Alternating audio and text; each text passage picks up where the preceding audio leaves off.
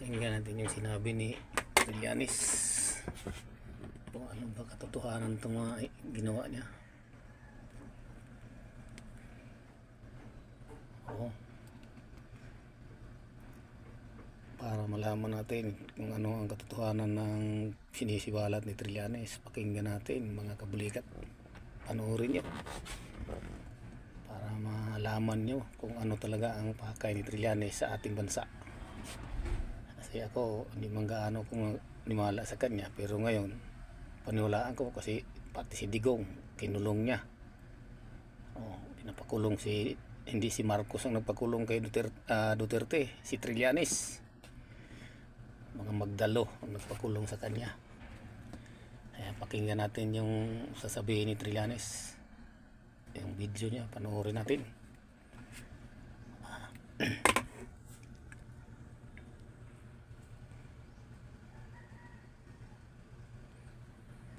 Alam ko na marami sa inyo ang hindi ako gusto. Bakit tayo magpaparuto sa kanya? Mas kita. Anong forma ang interest sa sabi mo? Alam ko na sa tingin na iba, ako ang sumira sa isang tao na minahal ko. Sampalin ko siya sa publiko. Ngayon, Isang pinuno na binigyan ninyo ng tiwala. I am now your enemy and you have to be out. Kaya hindi ako narito para makipagtalo. Hindi ako narito para ipilit ang sarili ko sa inyo. Narito ako dahil sa bayan.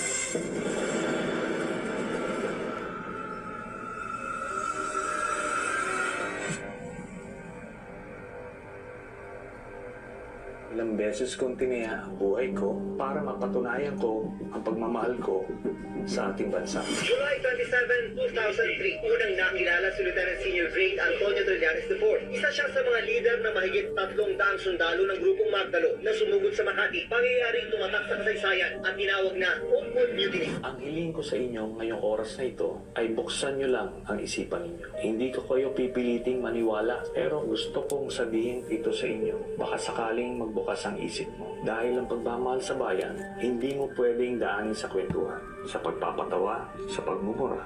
Madadaan mo ito sa katotohanan. Ito ang buong kwento ko. Noong 2016, nagsimula kaagad ang patayan. You have to shoot them dead.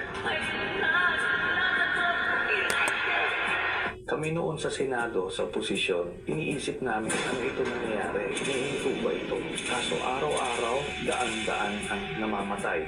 Naalarma kami dahil bilang miyembro ng Senado, ang katungkulan namin ay pumuna ng mga kamailian na nakikita natin sa ating lipunan.